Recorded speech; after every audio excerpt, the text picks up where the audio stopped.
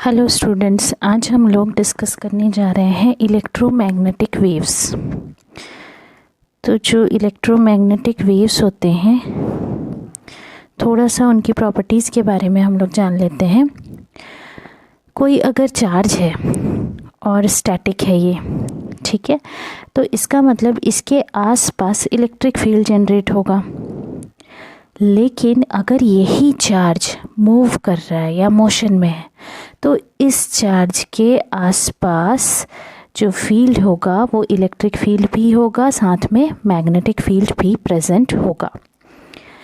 ठीक है, क्यों होगा? क्योंकि इसका रीज़न हम फैराडे के एक्सपेरिमेंट से दे सकते हैं कि फैराडे ने ये कहा था कि अगर एक कंडक्टर को प्लेस किया जाता है वेरिएबल मैग्नेटिक फील्ड के पास में, तो फिर वहाँ पे इलेक्ट्रिक करंट इंड्यूस हो जाता है।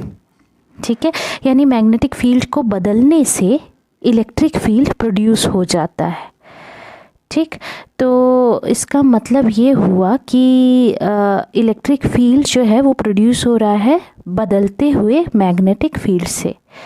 तो इससे मैक्सवेल ने ये एज्यूम किया कि जो मैग्नेटिक फील्ड है वो भी प्रोड्यूस हो सकता है इलेक्ट्रिक फील्ड के बदलने से। ठीक उल्टा, फैराडे का ठीक उल्टा। ठीक है, और मैक्सवेल ने अपने कुछ इक्वेशंस भी दिए जो काफ़ी फेमस है और जिनका बहुत ज़्यादा यूज़ भी होता है। तो मैक्सवेल ने क्या कहा? मैक्सवेल ने ये कहा कि अगर एक चार्ज जो है वो वाइब्रेट कर रहा है या ऑसिलेट कर रहा है, हम ये कह सकते हैं, तो इसमें से कंटिन्यूसली इलेक्ट्रोमैग्नेटिक वेव्स जो हैं वो एमिट हो रही है। कारण क्या दिया उन्होंने ये बताया कि जो चार्ज अगर कहीं पर ऑसिलेट कर रहा है, तो इस चार्ज के ऑसिलेशन की वजह से यहाँ पे प्रोड्यूस होगा एक मैग्नेटिक फील्ड। ठीक है, और जैसे जैसे चार्ज की वेलोसिटी जो है, इस चार्ज की जो वेलोसिटी है वो बदलेगी, तो जो मैग्नेटिक फील्ड है ये भी चेंज होगा। और जो मैग्नेटिक फील्ड जब चेंज होगा, तो चेंज होता हुआ मैग्नेटिक फील्ड जो है उससे प्रोड्यूस होता है इलेक्ट्रिक फील्ड। तो जो इलेक्ट्रिक फील्ड प्रोड्यूस होगा वो भी चेंज होगा। ठीक है, तो ये दो जो फील्ड प्रोड्यूस हुए, इलेक्ट्रिक फील्ड और मैग्नेटिक फील्ड, दोनों ही बदलते हुए हैं या वेरी करते हुए मैग्नेटिक फील्ड है। और साथ में ये दोनों ही फील्ड किसके साथ बदल रहे हैं? टाइम के साथ। ठीक है, साथ में ये दोनों ही फील्ड कैसे हैं? एक दूसरे के बिल्कुल परपेंडिकुलर डायरेक्शन में मूव कर रहे हैं। और जो वेव का प्रोपगेशन है या वेव के आगे बढ़ने की दिशा है, उसके भी ये परपेंडिकुलर हैं। जो फ्रीक्वेंसी है इन फील्ड की वो बिल्कुल उस चार्ज पार्टिकल के ऑसिलेशन की फ्रीक्वेंसी के बराबर होगी।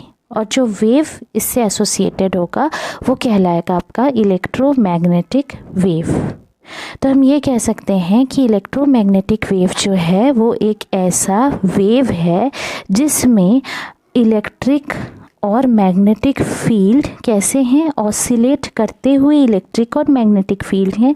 ये दोनों फील्ड एक दूसरे से परपेंडिकुलर हैं और साथ में वेव के आगे बढ़ने की दिशा के भी परपेंडिकुलर हैं। ठीक है, तो ये तो हमने डिफ़ाइन कर लिया इलेक्ट्रोमैग्नेटिक वेव को, लेकिन इसके कुछ कैरेक्टरिस्टिक होते हैं इलेक्ट्रोमैग्नेटिक वेव्स के, वो भी हम थोड़ा सा डिस्कस कर लेते हैं। ठीक, तो पहला जो कैरेक्टरिस्टिक होगा इसका वो है कि ये अभी हमने जैसा कि डिस्कस किया कि ये प्रोड्यूस होते हैं ऑसिलेटिंग चार्ज से। ठीक, या हम कह सकते हैं एक्सेलरेटिंग चार्ज या ऑसिलेटिंग चार्ज से ये प्रोड्यूस होते हैं। ठीक, दूसरा, ये जो वेव्स हैं ये कैसे प्रोपगेट करते हैं? एक दूसरे से बिल्कुल परपेंडिकुलर और वेव के भी आगे बढ़ने की दिशा के परपेंडिकुलर। ठीक, इन वेव्स में इलेक्ट्रिक और मैग्नेटिक फील्ड परपेंडिकुलर होंगे। तीसरी बात ये कि ये जो वेव्स हैं ये ट्रैवल कर सकते हैं वैक्यूम से भी या निर्वात से भी, ये आसानी से ट्रैवल कर सकते हैं। चौथी प्रॉपर्टी इनकी ये है कि जो स्पीड है इलेक्ट्रोमैग्नेटिक वेव की वैक्यूम में, इनकी जो स्पीड होती है ना वैक्यूम में, वो बिल्कुल लाइट की स्पीड के बराबर होती है। इसको हम प्रूफ भी करेंगे आगे चल के, ठीक। लेकिन अगर हम मीडियम की बात करें तो जो स्पीड है इन इलेक्ट्रोमैग्नेटिक वेव्स का v is equals to 1/√μ epsilon के बराबर होता है। कहाँ पे? मीडियम में, किसी परावैद्युत माध्यम में, ठीक है। ये वेव्स जो होते हैं ये बने तो होते हैं इलेक्ट्रिक मैग्नेटिक फील्ड से, और वो इलेक्ट्रिक और मैग्नेटिक फील्ड कैसे होते हैं? चेंजिंग, बदलते हुए होते हैं। लेकिन ये वेव्स बाहरी इलेक्ट्रिक और मैग्नेटिक फील्ड से बिल्कुल अफेक्टेड नहीं होते हैं, ठीक है। अच्छा, इन वेव्स की एक और प्रॉपर्टी कि ये वेव्स ट्रैवल करते हैं बिल्कुल स्ट्रेट लाइन में। वैक्यूम में ये ट्रैवल करते हैं बिल्कुल स्ट्रेट लाइन में, ठीक है। देन इनका नेचर कैसा होगा? ट्रांसवर्स। ट्रांसवर्स मतलब आप सभी को पता ही होगा, अनुप्रस्थ जिसको हम कहते हैं। लॉन्गिट्यूडनल होता है, यानी कि वेव का कैसा वाला मोशन? कुछ इस तरीके का। लेकिन ट्रांसवर्स जब हम कहते हैं तो ऐसे वाला, जिसमें क्रेस्ट ट्रफ बनते हैं, वो कहलाता है ट्रांसवर्स वाला नेचर। तो इनका नेचर कैसा होता है? ट्रांसवर्स नेचर होता है। ये वेव्स कुछ प्रॉपर्टी को शो करते हैं जो नॉर्मल वेव्स शो करते हैं। रिफ्लेक्शन हो गया आपका, यानी ये वेव्स अगर किसी मीडियम में जा कर के टकराते हैं तो वहाँ से रिफ्लेक्ट बैक करते हैं। दूसरा हो गया आपका रिफ्रैक्शन, यानी कि एक मीडियम से दूसरे मीडियम में जब जाते हैं तो बेंड हो जाते हैं। तीसरी जो प्रॉपर्टी है इंटरफ्रेंस की। इंटरफ्रेंस मतलब दो वेव्स जो हैं वो जब सुपरपोज होते हैं, ओवरलैप होते हैं, तो फिर कहीं पे इंटेंसिटी ज़्यादा कंस्ट्रक्टिव और कहीं पे इंटेंसिटी कम होती है, डिस्ट्रक्टिव इंटरफ्रेंस जिसको हम कहते हैं, उस प्रॉपर्टी को शो करते हैं। डिफ्रैक्शन को शो करते हैं। डिफ्रैक्शन मतलब कि बेंड हो जाता है, अगर ऑब्स्टैकल रखो तो उसके कॉर्नर से बेंड हो जाते हैं ये वेव्स। लास्ट है पोलराइजेशन, यानी इन वेव्स में वन साइडेडनेस आ जाता है, वो कहलाता है पोलराइजेशन, एक तरफापना जिसको हम कहते हैं, ठीक है। अच्छा, ये जो वेव्स हैं, इन वेव्स के प्रोपगेशन के हर एक पॉइंट पे, नेक्स्ट जो प्रॉपर्टी है, हर एक पॉइंट पे जो रेशियो है एम्पलीट्यूड का इलेक्ट्रिक और मैग्नेटिक फील्ड का इज इक्वल्स टू c के बराबर होता है, ठीक है।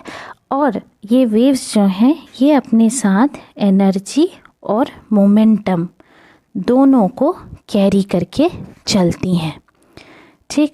तो इसीलिए ये जब भी किसी सरफेस पे इंसिडेंट होती हैं, क्योंकि ये एनर्जी मोमेंटम दोनों को कैरी करती हैं, तो फिर उस सरफेस में ये प्रेशर डालती हैं,